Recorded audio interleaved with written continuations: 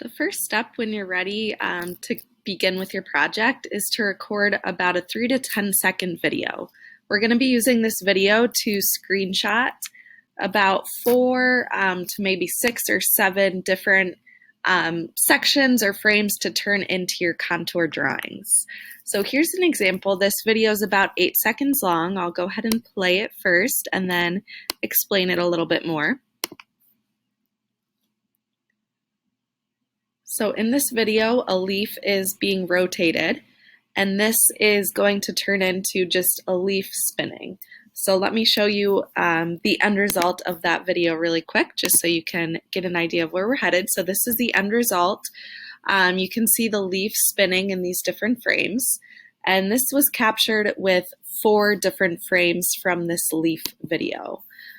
So when you are recording your video, make sure, first of all, that you're recording it slowly.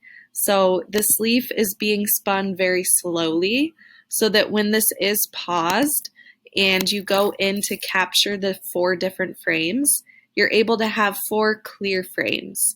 If this leaf is spinning too quickly, it would be hard to capture that movement and have clear frames. So you can even see in this, even though it's being spun slowly, it's taking the camera a minute to focus. So right here, this frame is out of focus with the leaf and would be tricky to draw all of the detail for. So definitely take your time with whatever object or person that is moving in your video. So there's one example. Let's look at another example. So here's one with eyes opening and closing. So this is 3 seconds. Definitely think about the composition. How close do you want your video taken? Is it going to be nice and up close like this? Is the focus just on the eyes, or do you want the entire face? And then think about what all is moving. Is it just the eyes that would be moving? If it's further back, would the lips be smiling? Could you add maybe a fan to the hair to get some movement with the hair? So be creative with these, but think about how detailed you want them to be and how much movement you want in your frames. So here is just the 3-second video of the eyes opening and closing. As I skim through this, you can see about 4 different spots that you could freeze frame this to capture 4 different frames to draw. Another thing to think about with your videos is if you want these to be a continuous loop, almost like a boomerang. So as I'm playing this, if I'm starting with my eyes open, they close, and then they end opened again. So as my GIF is playing, it would continuously look like the eyes are opening and closing.